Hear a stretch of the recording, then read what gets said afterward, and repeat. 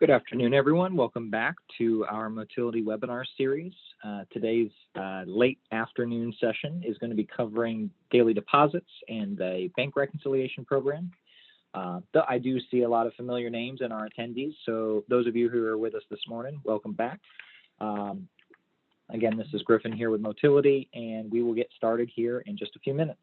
I know this webinar was scheduled for a full hour's length of time, but we will likely, just like the last two sessions, probably get in out of here in about 30 minutes, just because these processes are pretty streamlined. And then perhaps in the next webinar series, we can dive into some more details if you walk away from this with anything unanswered.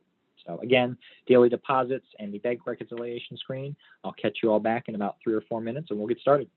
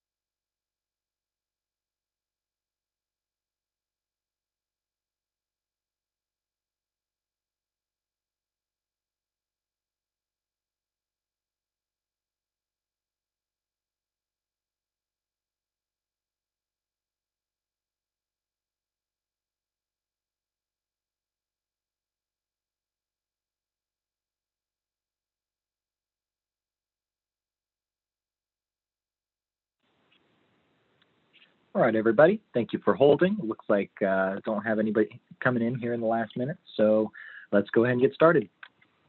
So as I mentioned, we're going to be doing daily deposits and bank rec. So in this demo environment that I'm showing you, it's a little bit unkept, right? There's a lot of transactions we can see in the daily deposit screen. As a matter of fact, give me a second here, and let me see if I can tidy this up a little bit for us, because again, I'd like to have, let's see, I want to make sure that we've got some decent results in there. All right, I have some stuff for November, so we will utilize that. Okay, so what we'll do is once you're in the accounting program, daily deposits, number 3 over here, and go ahead and click on that. And every part of the front end of the system where payments are being collected, whether it's a deposit being taken, cash being collected at the register, anything of that sort will land here before going anywhere else in the system. If you're looking for a transaction and you do not see it here, it is either not transferred into accounting or it was, it never got cashed out in the first place. You typically will not find those items directly in the bank account unless someone were making a manual entry and depositing a check directly into checking or savings, which can be done from the ledger.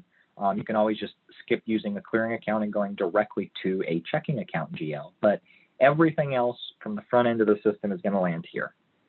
The reasoning for this is to accurately balance your bank statement balance, you need some sort of buffer in between transactions just flowing directly in. If someone bought a $1.50 soda from your vending machine, you don't want that to automatically hit your bank statement of the $1.50 you collected. You may take a day or two to get that money deposited. So this clearing is that perfect buffer between everything being collected and the time it takes to get those items deposited physically into your bank account. So with that being said, let's do a bank deposit. Now, if you notice, there's a lot of old stuff in here. Well, if you never deposit it, it's going to stay in here and it's going to stay uncollected. And you can see I have a crazy big balance of $5 million that never got deposited. So either my bank rec, either no one's doing it or there were some mistakes that we never cleaned up that landed here. So you can find, value in clearing some of these items out day over day. Typically, I find dealerships are doing a bank deposit every single day. So usually you're really only reconciling a day or at a time and might have some lingering transactions that you're waiting to clear, right? Some things may take a day or two to clear. So maybe these transactions from the 6th and the 5th are true. We're just waiting for those items to pop up on our statement. Go ahead and our date here. I'm going to put in month 11. Well, it looks like it's wanting a specific date. Okay, so let's just do this. Let's reconcile everything from the 11th first onward into my account. Well, first, let's click on 1101, and let's see what transactions generated this negative $100. Well, I don't have a cash out type, so what does that mean? It means it was likely not cashed out from the front end of the system. It was either made from a manual entry or we received it in through the receivables portion of the program and didn't do anything with it. So again, there's no document attached. You saw here I hit the V button and I couldn't find any associated document. So what will we do from here? Well, now you could take this reference number, research it by going down here to the bottom left where it says screen number and hitting the R for reference. And let's type that reference number in. And here's where our transaction is, the one that generated this negative $100. What is that? Let's hit open here. We'll go ahead and clear it, the alert. I don't want to see that anymore. And there it is. I have a $100 debit to this Visa account, possibly an expense, and then a $100 clearing entry as a negative. If I don't attend to this, it will stay in here permanently. So if someone used the correct account here and it really truly should have been clearing and not maybe our bank account, well, we're going to have to send that over and our bank deposit starts negative 100.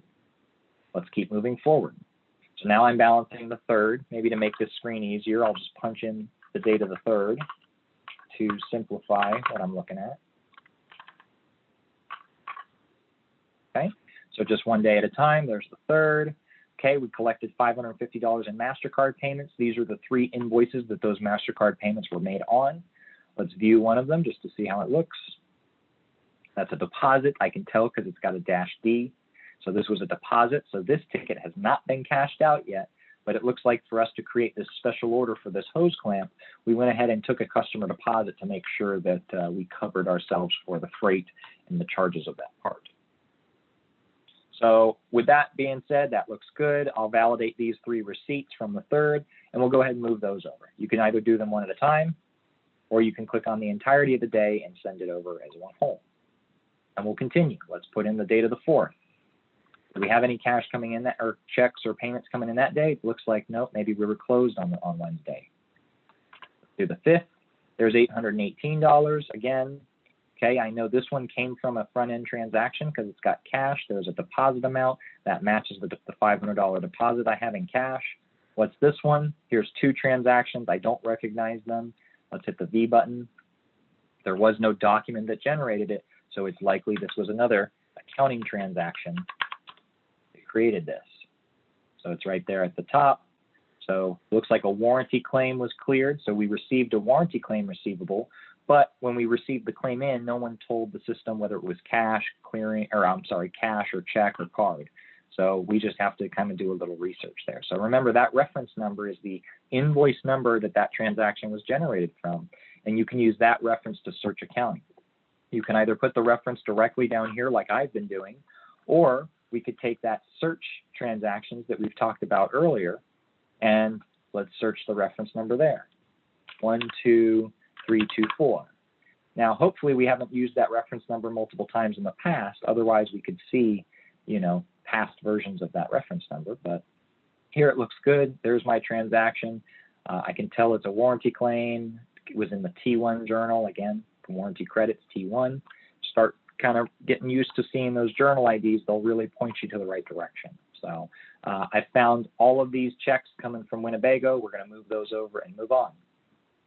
So as you can see, if you really isolate it day by day, it's easy to work through the screen, especially if you're all caught up. Again, found this $81 in my register. Okay. And if your team is closing end of day reports, and tracking all of this, you can historically research this clearing screen. So even if the bank, the cash was collected 6 days ago, you can pull those cash drawer reports and make sure that yes, on that day that cash was there. Got a $0 amount sometimes to empty this screen or to clear out records that don't belong here. You can just move over to $0. It's not impacting our deposit in any way. Whoa, there's a lot of money. Well, if you recall earlier on our accounts receivable session, we received $210 on a parts ticket. Okay. How about our check? Well, it looks like there was a check for that Merrick Bank, the reserve, as well as the contracts in transit amount, as well as Jose's on account receiving for his parts that he took and placed the parts on order or on account with us. So we'll move that one over. And now let's clear our date field here. I've reconciled all of November's transactions, and I'm going to leave alone in here all these other ones I don't know what's going on with. Now, in a live environment, that would scare me a little bit, and I'd probably want to figure out what's going on and why no one's been asking about the $5 million that's not in the bank account. But keep in mind, this is a demo environment, so typically this screen would mostly be clear at this point, right? We've moved everything over for November. I'm ready to make my bank deposit, so let's do that. Up here in the top left, you're going to have the checking account that you might want to utilize or deposit to. In this case, we're going to deposit to this operating account here, and that is GL account 1051. Next, I want to give this a reference number. I can let the system auto-generate a reference number for me, or I can give it something that's going to make sense on my statement. And now what I've always done is done something like this: daily deposits, today's date, so 11.2.20, and then some folks do their deposits in 3 separate batches. They do all their checks first, make an entry, then they do all their cash first and make an entry, and then they do all their cards. So in this case, I have a cornucopia of multiple payment types here. So I can't put CC for just that, or CK for checks, or cash with CHS. I'm just going to go ahead and say this is a bank deposit for the 12th on posting month 11, 2020. And we're going to go ahead and hit the deposit button. Scroll up a little bit so we can see the entry that it generated. So as you'll see, it debited that checking account that we chose up at the top in the full amount of our deposit, and it cleared or credited most of the rest of these balance. In the case of the negative, it did a positive 100. But now you click Save, and when next time I go back into the daily deposit screen, you'll find we're still back to our October transactions. And now we're ready to do our bank reconciliation, at least through November 12th. Some of you may reconcile more frequently. You may reconcile daily, others weekly, monthly, or never at all. I hope you reconcile at least at some point. My recommendation is usually a monthly process in the system, or weekly if you so choose, but sometimes daily is tricky based on how quickly things are clearing and sometimes the delays in getting items deposited as quickly as they're taken in the software. So with that being said, let's click on number 4, Reconcile Bank Accounts. So what is this screen intended to do? Well, let's pick the operating account that we just worked on. And if you notice, I just made a big deposit to it. Okay, so let's scroll over a bit and let's see what we've got. Let me open this up a bit. Okay, so it looks like based on what the system is showing, we've got a bunch of data here that we need to kind of work through. So let's start with the very top. The top amount is intended to be the balance of your statement. Okay, so if I pulled my bank statement, and this is something you'll always key in manually. If not, you can always hit import bank statement, and that will populate. If you pull your bank statement and it's a Microsoft Money format, we can import that information in and it will plug in, your statement balance.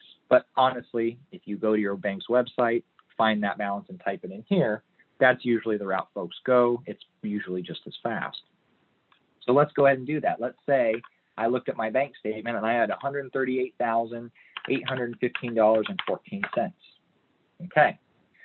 So now let's work down the rest of the fields. Well, this current balance through reconcile date is everything in the checking account. Okay. So that is, I am negative $1.2 million in this account. Well, that's not great. But we don't see those transactions here. Well, we'll go over that in just a moment. But good to know that, well, if I'm supposed to be at 138,000, I've got a lot of money to make up to find that. So something else might be missing. The outstanding balance through the reconcile date is just simply the addition of all the items here that have yet to be cleared. The current balance minus the outstanding balance is what your bank has, plus or minus what is outstanding to be cleared. And you can see the math done there. And then, of course, the amount your statement is out of balance. So obviously, I'm $1.5 million away from even including what's in here to get this to the right place. And now we got to talk about the dates. So the dates are filtering transactions out of this window. So we're reconciling through today, but I'm only showing checks that have been cleared since today. Well, what if I want to reconcile all of November? Well, I would set the second date here to the first of the month. And when you tab out, it's going to load in. Oh, no, sorry, I hit the enter on that there. So it'll load in any additional transactions that have been cleared since the first. Well, it doesn't look like there are any. But watch what happens if I scroll this all the way back, let's say to January 1st. Oh, well, there's all my credits coming in. So now I can see why I'm at such a big negative balance. Is take a look. Look at all the credits that have been occurring from the beginning of the year till now. Well, what if I uncleared one? The system won't let me. I would have to do so from the check itself. Usually you're pretty much locked in once you have done so. Otherwise, we would need to navigate to that check and move it. So I was going to try to clean this up maybe by unposting that one. But as you can see, the full story is told by manipulating these dates correctly. And typically what you're doing is if I'm reconciling through the end of the month of October, you'd set the first date to the end of the month, and then the second date here would be the first of the month, or it'll give you a couple days buffer in case something cleared, in between those two dates. So obviously I'm messing with some test data here. This is a bit difficult to reconcile, right? There's not a lot of consistency here. So why don't we do this on a different account in this demo system that might be a bit easier to do. So for example, here's a good one. So what do I have in my system right now? Well, based on everything I'm showing here, I should still have a net positive. Now, what is that net positive amount? I'm not sure. Let's see if there's anything, if I'm doing research here, anything that I didn't clear since the first of the month. Well, this is everything, right? Sorted by date. So you may ask, what are these red lines in here? These are checks that have been voided. So a lot of times you're going to see a positive and negative in the same amount. A negative here and a positive on the other side. Or in this case, you can see both this. This is the same check number. You see 5024, 5024. These two are still intended to be cleared because they wash each other out to zero. So keep in mind, you will see both the original check marked red and its void marked red, and you clear those items against each other to make sure they don't stick out on this report. So let's go through here and clear everything, just pretending that my statement had all of these items and there's nothing missing.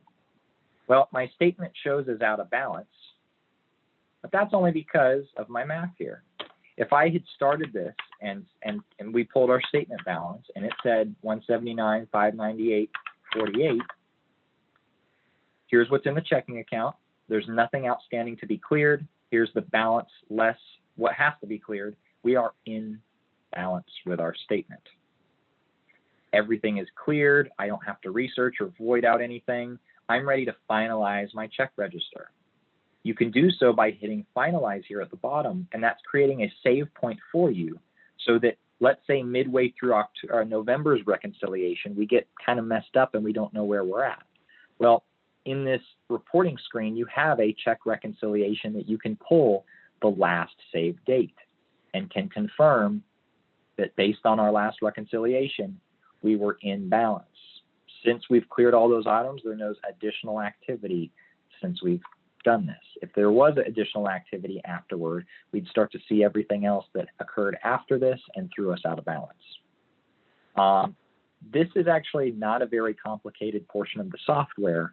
You know, a lot of folks are worried about how difficult it can be to operate, but in reality, it's based on the data that's occurring in the system. If your teams are missing transactions, they're forgetting to cash things out, they aren't submitting things appropriately, they're not receiving cash in, we don't put payroll into the system. Of course, there's going to be discrepancies here, but this will point you towards what is missing and possibly why. But in all efforts of keeping the screen pretty straightforward, it's as simple as, you know, seeing what's in the, what's in the account, going through and clearing all of your items, obviously at the correct times to be cleared. And then whatever your statement is out of balance, now I know I'm about 20. If this is truly what's there now, then I'm out of balance quite a bit. And I need to figure out, why am I still showing 11,000 on our statement when our system is showing negative 16? That to me sounds like we never finalized the bank transfer that we did. And oh, nope, yeah, that we forgot to take the savings account amount and put it into the checking account. We never made an entry in our system here, but we did it on our, in the bank accounts. So now you're going to have that discrepancy, but hopefully this would illuminate possibly why that occurred. Now, you could set up, as you can see, you have a separate reconciliation for every checking account in the software. And you could even set up accounts for like your company credit cards. Now, you would have to create it as a quote unquote checking account, but that would allow you to use this screen to reconcile a card as opposed to pulling, say, an AP aging statement and comparing that to the Amex card statement or Visa statement or MasterCard, you name it. So I would still recommend only doing your checking and secondary checking accounts in here. And obviously, hopefully that'll cover your needs. Again, we can do one more. I'm reconciling through to today. Let's clear everything. Well, with everything cleared, if this was our bank statement balance last time we attended to this screen, I'm missing about $116,000 worth of debits to my inventory. Well, that's scary. Did we not cash those items out? But now you have a starting point to maybe go pull some research reports and figure out why this doesn't have as many items as it should.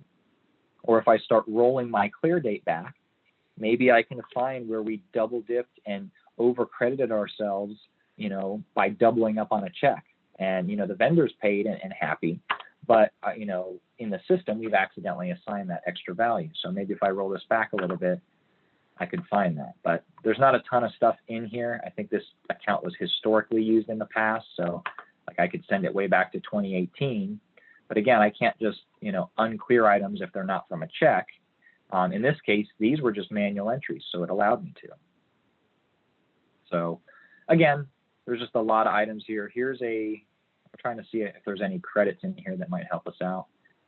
Let's see, I can't remove these because again, it's coming from the check. I would have to open my check up and fix my clearing date from the check itself, which would require me to reopen it, mark a true clear date, and then mark it printed again. You don't want to get into that habit of working backwards. So obviously, keeping these register screens real time, as up to date as can be, will make things easier. So obviously, with a demo environment, it's not as helpful to see like someone's live statement.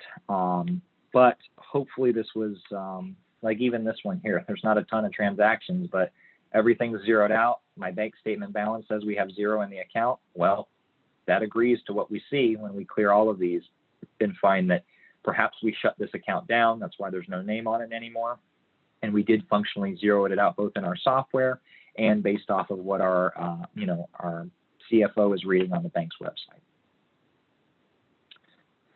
We will definitely revisit both of these items in our next week's accounting module trainings. Usually probably what I do then is if we have a lot of recurring attendees who have seen this portion of it, we'll probably dive into more of the reporting and what to do if you do find discrepancies on that screen. What is the best place to research it? Now, I will always tell you this search transaction screen is the best because to me, here's what you can do with it. You could go in here and put in a GL account like 1050, our checking account. I could say, okay, well, we've been having an issue since July, so let's roll back every transaction since July till now. And then I've got my full list here. I can sort by transaction date and pivot and try to find those items, or maybe even by reference number. I want to sort it by how many transactions are actually hitting that account. Now I would start to research this and figure out, did we miss something or did we double up on something that's causing us to be out of balance? So with that being said, I will open the floor to any just general questions you may have. I want to try to keep these banking sessions as straightforward and simple as possible because they really can be. And as you folks in accounting know, the reason why these processes can be difficult is if things are being messed up on the front end, right? They're just, people aren't cashing out, doing things correctly. So at this point, I'm going to leave the floor open for you if you do have any questions.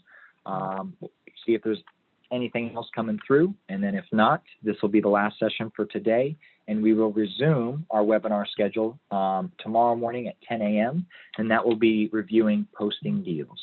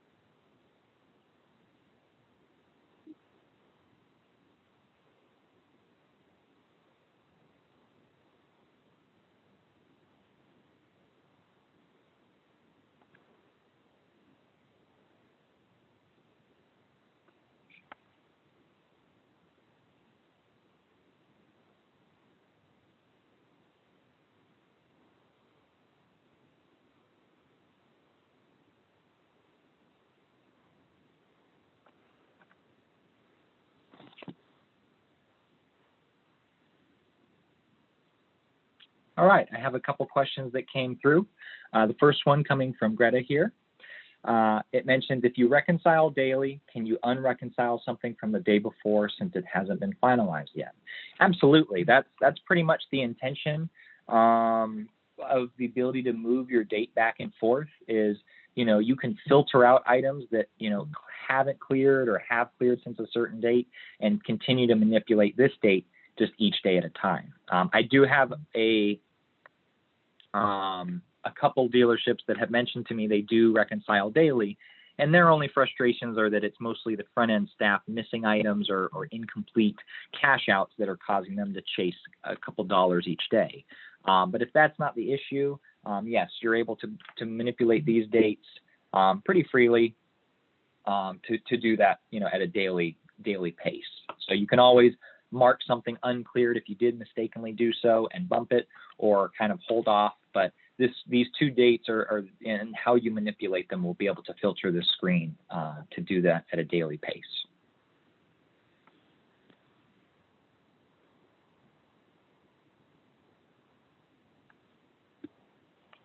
Hope that answers your question. So, and yeah, we can get a more one-on-one example, Greta, when we meet up. But yeah, that's no problem. I only don't recommend it just because people get frustrated that things forget to get cashed out, and it just becomes a thing. But if all the front end staff is doing what they need to be doing, then it should be just fine.